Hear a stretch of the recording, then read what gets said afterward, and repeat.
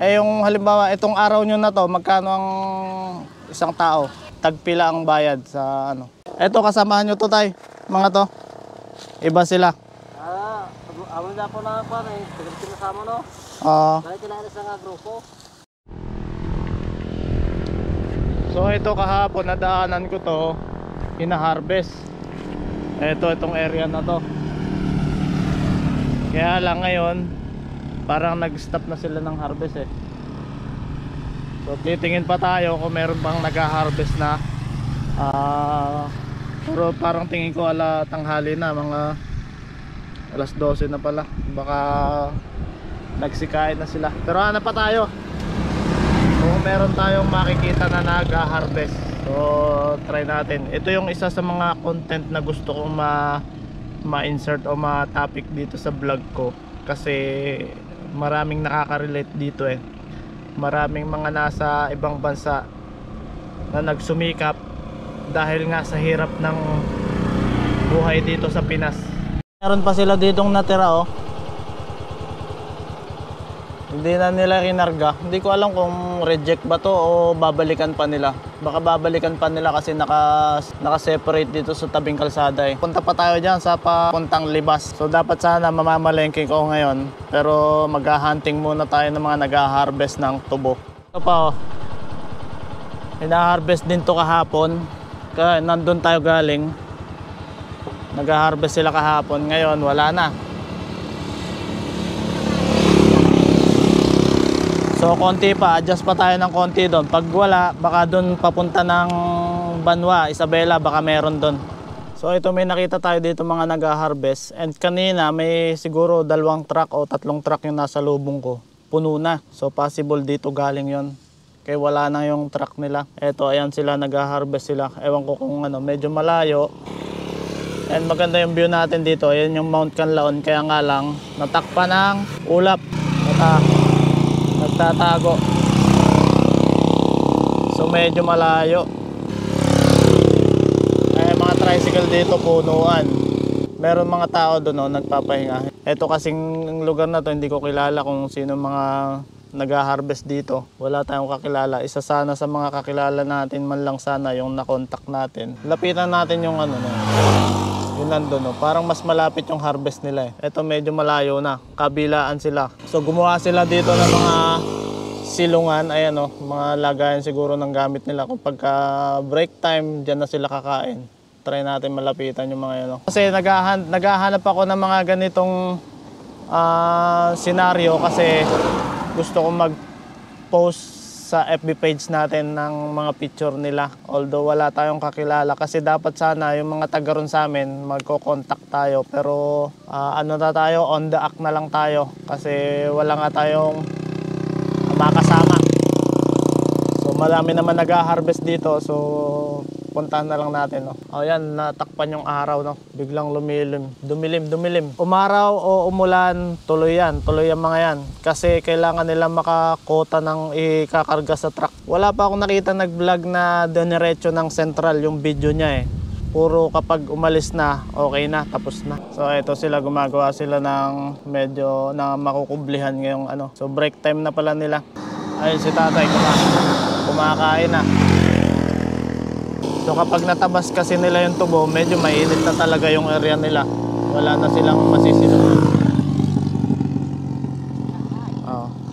1, 2, 3, 4, 5. 5 ano.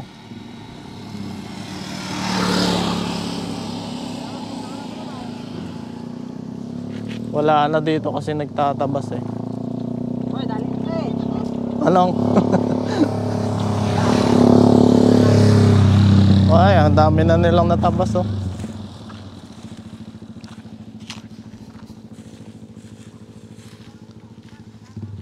So kapag lumalayo na, kailangan nila na yung mga paragos, yung karo.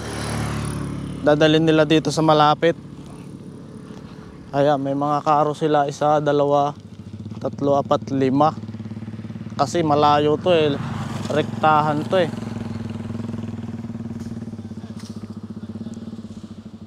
So kanina tinanong ko sila kung pwede ba ako mag-video kasi baka mamaya ayaw nila. Pwede man daw.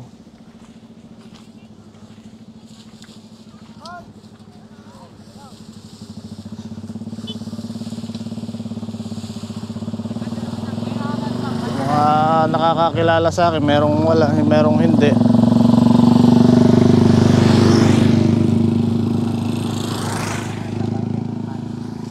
Tay, nakapagkarga na kayo ngayong umaga? Sa truck? Oo. Isang truck? Ilang truck ngayon nakarga nyo? Nakargahan? Tanong subong. Ha? Kaano? 6? Ngayong umaga lang? Hindi, isang lunes. Simula nung Lunes, naka-6 na truck na kayo? Oo. Oo. Mga isang truck, mga ilang tonelada yon? Hindi man sa karga, alam mo pa 15. Mga 15 tonelada. Ang May alam mo nga, karga ta 20. 20. Ah, Sa kargada? depende sa truck, no? Oo. Wala namang ano to, kaya natuwa. So nag-ano lang ako, nagko-content lang ako ng ito yung mga nagtutubo, yung nag-harvest ng tubo. Eh yung halimbawa, itong araw nyo na to, magkano ang isang tao? Tagpila ang bayad sa ano? Sa tinulada? After tinulada kayo? Tinulada yun. Hindi niladlaw. Hindi araw. So pag ganun, magkano yung bayaran nyo? May kwarto ba may malaman na ang sunduhan na sila. Oo. Super tinulada sila. So kung makakarga kayo ng ano, sa isang araw, kung nakakailang truck kayo na mga dalawa ganyan, umaga at saka hapon. Hindi may kapan, may kada dubon. Hindi makadalwa, isa lang. Isa lang mo pa. Ganun. So ganun pala. So ibig sabihin ngayong umaga, ngayong hapon baka possible makapagkarga kayo. Sabi na kan, hindi na karga ka ng hapon kay babay tubo ka pan. Babay tubo ka dito. Oo. Sana inabot ko kayo na yung nagtatabas. Ay tapos na rin naman dito.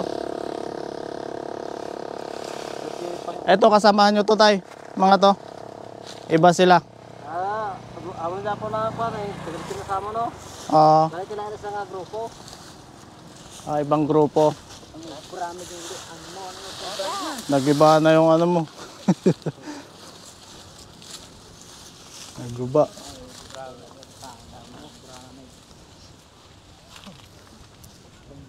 ikis ko no, ano may tawagan. So ayan, break time na rin sila.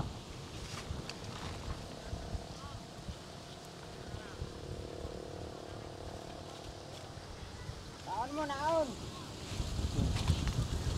Tapos na kayong kumain tay?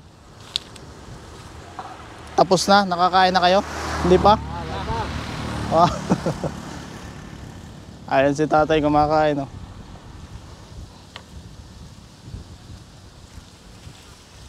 Wala, no? Hindi ko inabot sana yung nagkakarga sa truck. Ang ganda sana. Sa hapon tayo magkakarga kayo? Ngayon? Aga namin ka. Umaga. Bukas siguro. Lunes pa. Lunes. Sa Lunes pa? So sa Lunes pa daw sila magkakarga. So possible baka Lunes tayo, pwede ba akong bumalik? Mag-video lang ako sa inyo. Okay lang? Oh. Sige. Balikan natin sila. Sige tayo, salamat.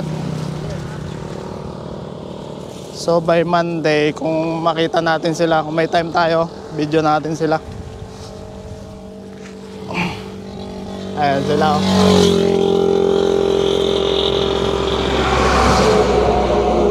Wala kasi, alas 12 na mag-aalauna na. Break time na nila. So walang oras yung pahinga nila kasi depende nga sa sa sitwasyon, kasi ngayon nga lang din uminit, kagabi naman pa may ulan. Ayan, gaya nila, oh, nagtatabas pa rin sila.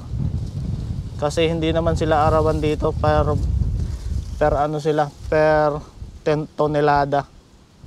So the more na mas marami silang makukuha, mas malaki yung earnings nila.